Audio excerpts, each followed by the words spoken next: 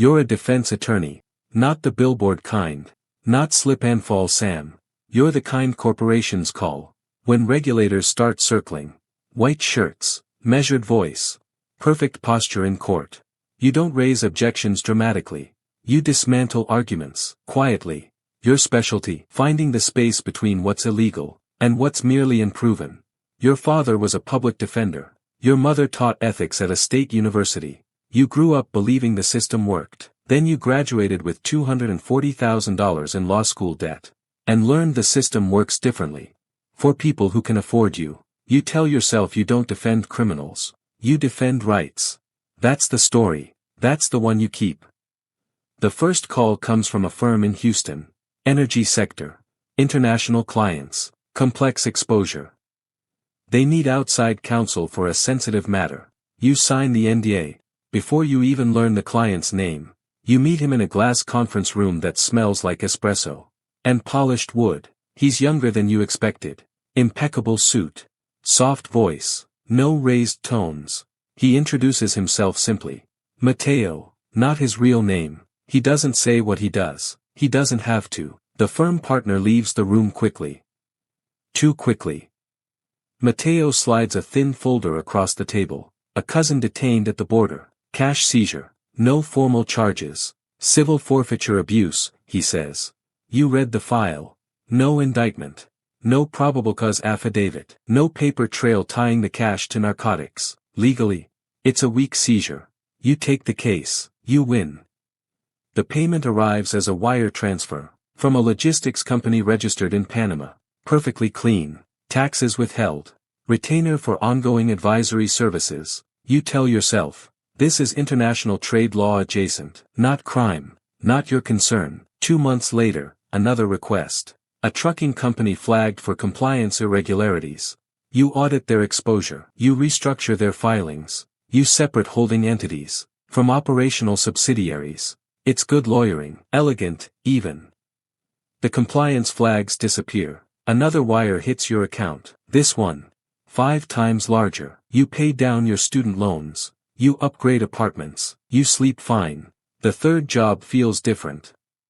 A warehouse employee detained. Federal agents asking about shipping manifests. This time, the room is colder. Matteo doesn't smile. Exposure risk, he says calmly. We need clarity. You meet the employee in holding. He's terrified. He says he doesn't know what was in the crates. He probably doesn't.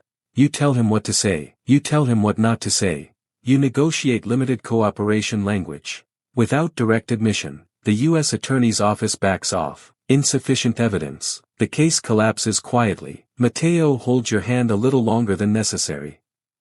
You are very valuable to us. The word lingers.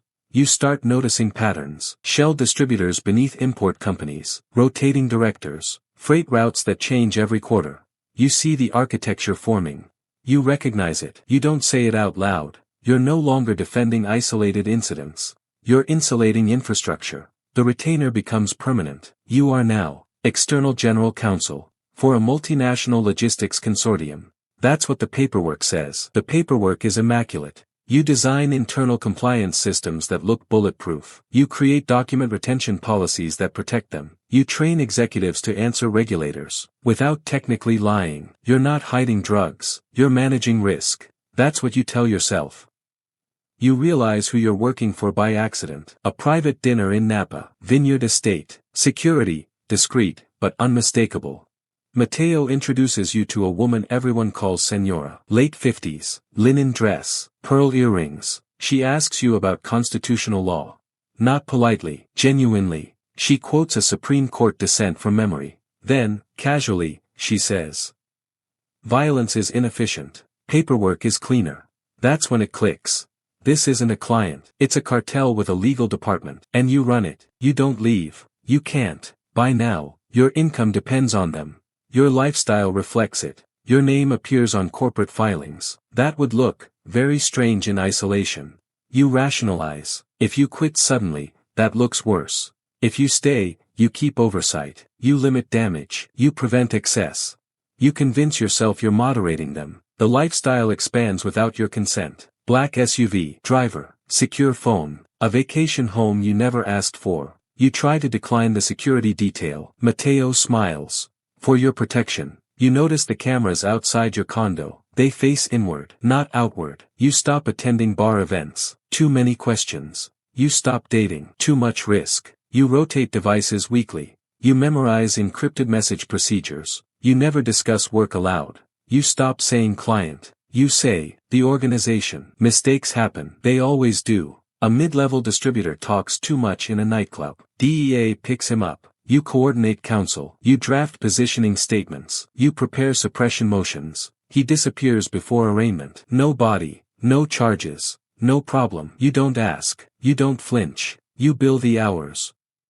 The turning point arrives quietly. An assistant U.S. attorney circulates a RICO framework memo. 3 of your entities are referenced. No indictments yet. Just analysis. But your name appears in the footnotes. Counsel of record. You read it twice. You trained in that office. You know how they build cases. Brick by brick. Slow. Methodical. Unemotional. The same way you work. You propose restructuring. More insulation. New jurisdictions. The senora listens. Expressionless. Finally, you have done extraordinary work. That tone. Past tense. She explains gently. Your problem isn't competence. It's visibility. Your signature appears too often. You are becoming a pattern. Patterns get mapped. Mapped patterns get prosecuted. You are too good, she says. And therefore, too exposed. They don't threaten you. They never need to. They offer a solution. A scandal. Professional misconduct allegations. Fabricated. Carefully credible. Your license suspended. Public disgrace. You disappear, voluntarily. Before prosecutors ever knock. Or, an accident. They let the word hang. You understand. You built the machine so well. It no longer needs you. In fact, it's safer without you. Assets are useful, until they're traceable. The news breaks on a Thursday. Financial impropriety. Conflict of interest violations. Your firm distances itself within hours. You release a prepared statement. Temporary leave. Full cooperation. You pack that night. Passport ready. Phone destroyed. You say goodbye to no one. Because you can't explain. 6 months later, a boutique compliance consultant named Daniel Ruiz opens a practice in Lisbon. Different face. Different credentials. Same instincts. Same skills. Remote advisory. International trade clients. You watch headlines obsessively. Waiting for indictments. Waiting for RICO charges. They never come. The organization adapts. New lawyer. Cleaner paper trail. Your digital footprint fades. One night, an encrypted message arrives. 3 words. Thank you. Retired. No name. No threat. No warmth. Just confirmation. You are no longer necessary. Which means, you are no longer protected. You live quietly now. You never sit with your back to a door. You never use the same cafe twice in a week. You still analyze freight data in your sleep. You still calculate exposure when you see a shipping container. You once believed the law was a shield. Then it became a weapon. Then it became camouflage. Now, it's just a memory. Somewhere tonight, a young associate at a prestigious firm is staring at her student loan balance. She just finished a motion for a corporate client accused of regulatory violations. She notices inconsistencies in the discovery file.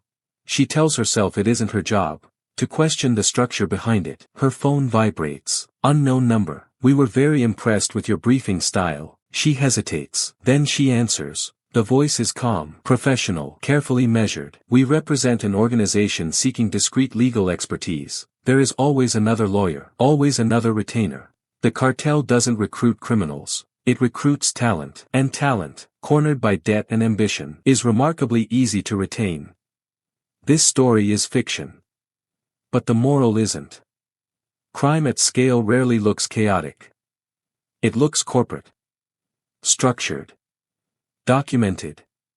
Lawyered. And somewhere, right now, someone brilliant is drafting language that will protect something they don't fully understand. Same law degree. Different client. Same ending.